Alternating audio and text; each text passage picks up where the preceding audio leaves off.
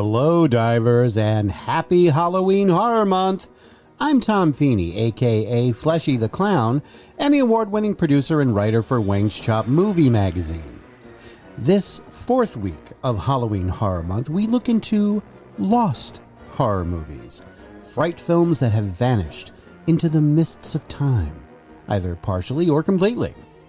We will also explore the subgenre of movies that have a lost or legendary horror film as its main storyline. So stay tuned. Even if this isn't radio and there's no real tuning actually involved.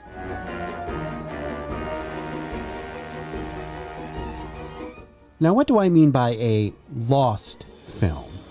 It's not a movie that's been misplaced somewhere or left behind the sofa and you don't really feel like going through the hassle of moving it just to find layers of dust, cobwebs, and Doritos crumbs. Okay, that was far too autobiographical there. No, a lost film is one that, at least for now, does not seem to exist any longer. In other words, there are no copies or prints known to currently exist. Now, some of these movies are only partially lost, while others have seemingly vanished completely. The vast majority of lost films are from the first half of the 20th century. In fact, according to the Library of Congress, around 75% of silent movies, which come from the first 30 or so years of the industry's existence, are considered gone forever. Occasionally, a collector or enthusiast will uncover one of these treasures hiding in the back of a closet or unearthed from an abandoned movie palace. And it's always cool to hear about some unexpected cinematic treasure being found and then restored. Now, of course, a certain percentage of lost films are from the horror genre, which is why we are here.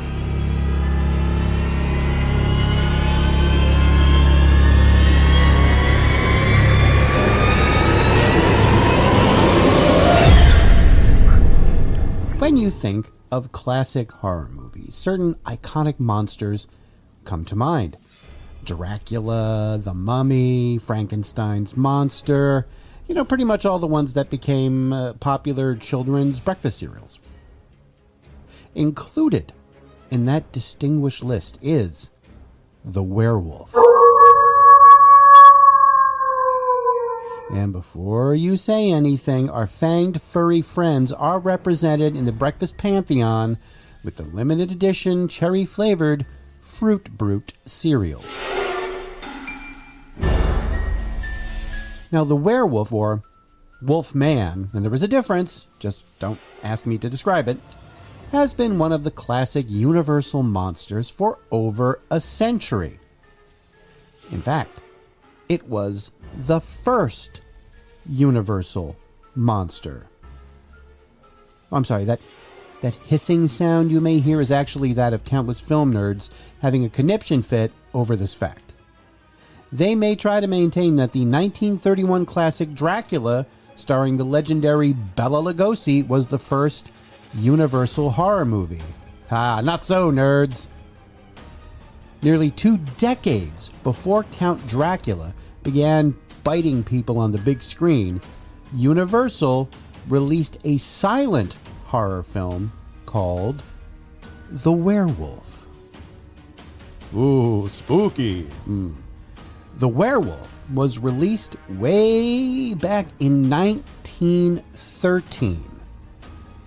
A Canadian production, The Werewolf was shot on the Universal Ranch in Los Angeles and was loosely based on a short story published in 1898. The film was written by Ruth Ann Baldwin, a female pioneer in the motion picture industry. Baldwin would go on to become one of Hollywood's first female movie directors, as well as a successful screenwriter. Sadly, though, only a handful of the films she worked on have survived. Interestingly, the titular werewolf portrayed in the movie was female. In the film, Ki-On-E, a Navajo woman, turns to witchcraft after mistakenly believing her husband had abandoned her.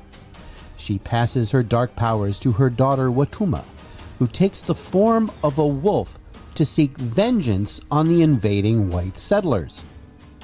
And a century after Watuma's death, she rises from the grave to kill once more. Pretty cool. But since this film is considered lost, it never became an official part of the Universal Monsters mythos. A lycanthrope would make another appearance in a Universal production, but not until 30 years later.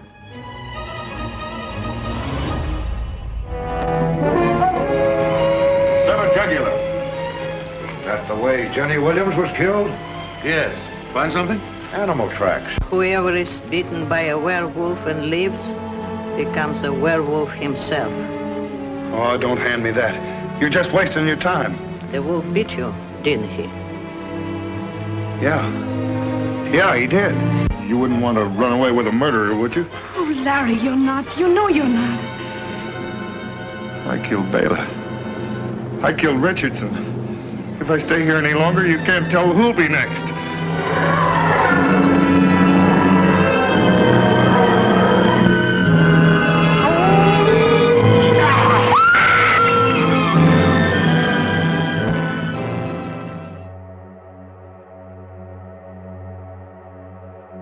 A brand new take on the hirsute hybrid arrives in theaters in 2025 from Universal and Blumhouse, under the direction of Insidious creator Lee Whannell.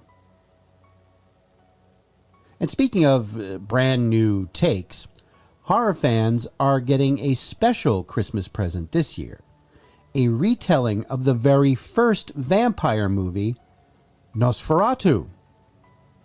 Written and directed by Robert Eggers, the iconoclastic filmmaker behind The Witch, The Lighthouse, and The Northman, this adaptation of Nosferatu, according to distributor Focus Features, is a, quote, gothic tale of obsession between a haunted young woman and the terrifying vampire infatuated with her, causing untold horror in its wake, end quote. Hey, sounds good to me. Now, while the original silent 1922 version of Nosferatu is considered the first movie to feature a vampire, there is another motion picture that may have predated it by a year. It may also have predated the Universal Dracula as well.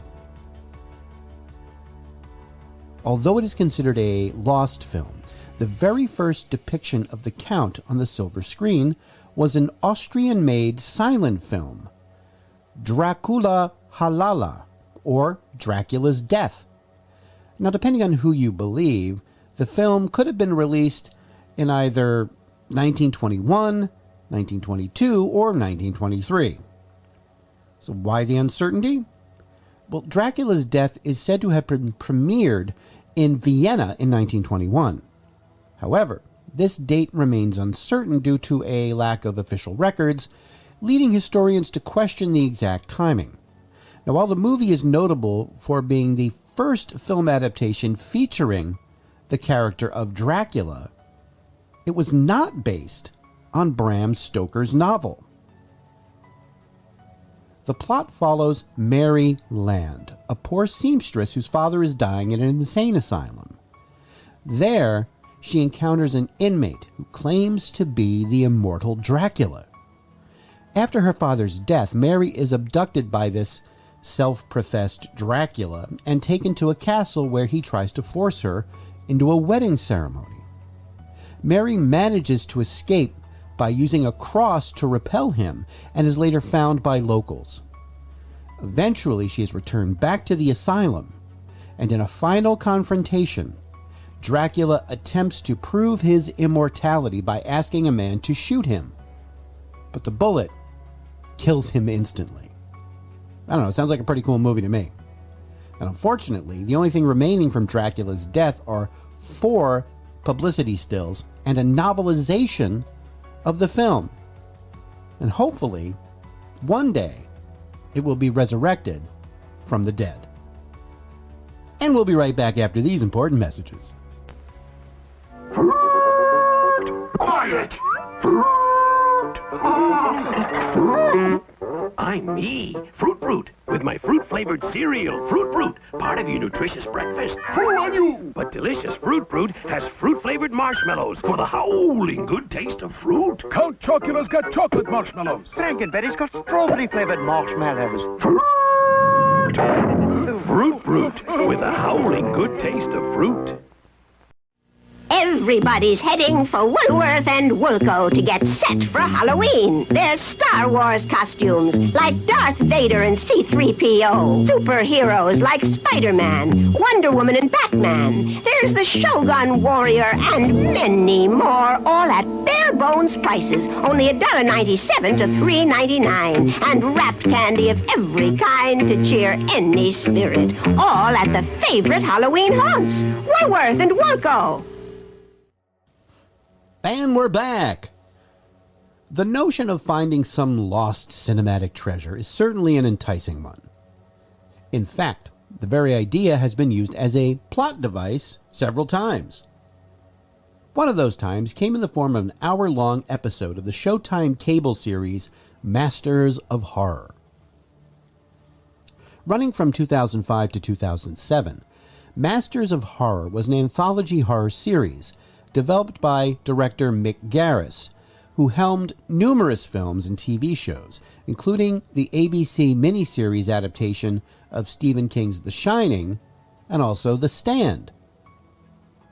Garris got a group of horror directors together and created Masters of Horror as a kind of a showcase for short-form horror content.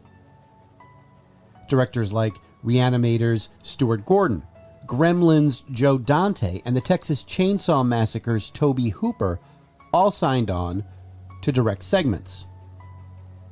And also included on that illustrious list, one of horror's most famous directors, Halloween's John Carpenter.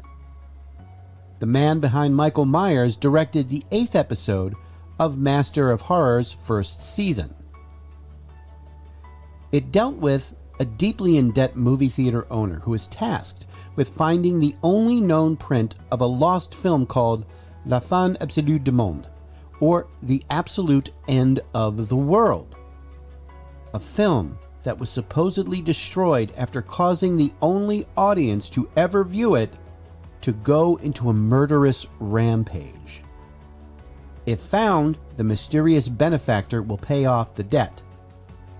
But if the film is for real, what unimaginable sights does it show? La fin absolue du monde, the absolute end of the world. The government seized it and destroyed it. I'm a bit obsessive. I want you to find the print for me. We are a part of the film. If it had been destroyed, we would know. Bakovic said film in the right hands is a weapon. Wait, you spoke to Bakovic? At the start of the festival, I recorded the whole interview. These will change your life. Last night I saw something I can't... Circle? Huh? Like the real change in the movie? Yeah. Then it started. It's only going to get worse from here. What started? What's happening to me?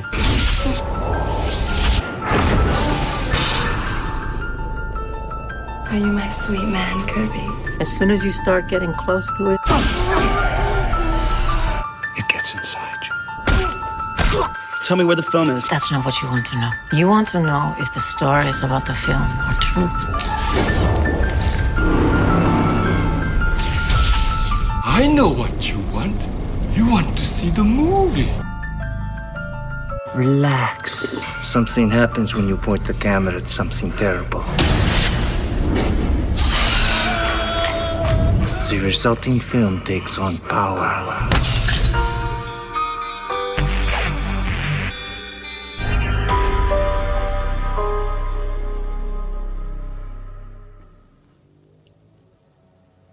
As our film hunter gets closer to the truth, he discovers that the cursed film portrays a brutal sacrifice of neither human or animal, yet a sacrifice so evil in nature it corrupts anyone who sees it. The episode is titled Cigarette Burns, and if you don't know what that refers to, let Edward Norton's narrator from Fight Club explain. If you look for it, you can see these little dots come into the upper right-hand corner of the screen. In the industry, we call them cigarette burns. That's the cue for a changeover. He flips the projectors, movie keeps right on going, and nobody in the audience has any idea. The Cigarette Burns episode of Masters of Horror is considered to be one of the best in the series. It can be watched along with the rest of the great episodes on various streaming platforms, including Prime Video and Tubi. Now, the next on our list of fake lost films is a documentary. I mean, it's a fake documentary, but it's a fake documentary about a lost film that's supposed to be real, but it's fake. Okay, that's confusing, but I'll move along and you'll get what I mean. So, we are talking about a French film called La Rage du Démon, or Fury of the Demon, a 2016 production that purports to tell the tale of a lost film by legendary director Georges Méliès. He was an actual director who made some of the most famous silent films of all time, including the incredible A Trip to the Moon. Now, much like Cigarette Burns, Fury of the Demon centers on a lost film that induced hysteria in anyone unfortunate to view it. This time, instead of a fictionalized hunt for a film, Fury gives us a documentary about the lost film. What makes it unique is that many serious film historians and critics are interviewed throughout, giving the fake-umentary a sense of realism. When Edgar organised the screening of the film in France, I think he wanted to prove that it wasn't a myth. Numerous people were taken to the hospital injured. 6 individuals died in the fire that ensued. Ce que réalisait Méliès était vraiment révolutionnaire. Des trucages dans les dessins, dans l'illusion. Fury of the Demon, directed by the renowned French cineast Georges Méliès. I mean, we weren't expecting the reaction to be so violent. People were screaming, they were shouting, they were trying to kill each other, man. C'était un spectacle. Les gens étaient comme fous. Il y en avait qui s'arrachaient les cheveux, qui se battaient, qui se cognaient. Il y a beaucoup de films qui ont disparu et on en retrouve de moins en moins. That film, it was cursed. I'd never seen anything like it. Cinema is full of legend. There are legends about controversial films, banned films, lost films, even genuinely dangerous films. But I think that Fury of the Demon probably goes beyond all this. Vanished, never to be seen again. Now, aside from being a rather unusual kind of pseudo-documentary, Fury of the Demon also serves a nice helping of film history to go along with the fake stuff. The idea of a cursed film causing anyone who watches it to go mad is a fascinating one, to be sure. I mean, from personal experience, it actually happened to me recently when I tried to sit through Megalopolis. If you would like to check out Fury of the Demon, it can be found on the Canopy streaming service. That's Canopy with a K. It's a great service with some wonderful content that you can use for free in the United States if you have a current library card. Thanks for listening. Next time, it's our Halloween special. If there was one thing drilled into us kids this time of year, it had to be safety first. And we'll look into the ways little trick-or-treaters were taught to save the treats and beware of the tricks. Now, if you like, please subscribe to this program through your preferred podcast purveyor and write a review if you are so inclined. And if you have any suggestions or comments, please send them to thedeepdivepodcast@gmail.com. All clips used in this podcast are meant for educational purposes only and not to infringe on existing copyrights. The Deep Dive Podcast family of programs are a production of Automaton Studios.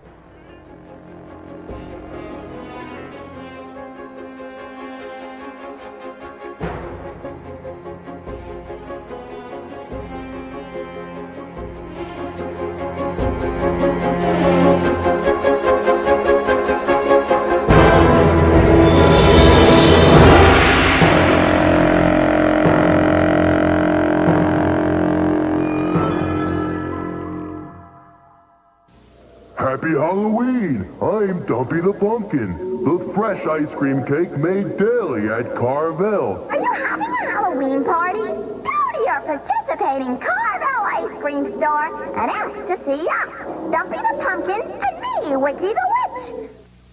Go to your participating Carvel ice cream store and pick up our latest coupon book. Inside, there's savings on ice cream cakes for Halloween, Thin Dietary frozen dessert, and Lo-Yo frozen yogurt.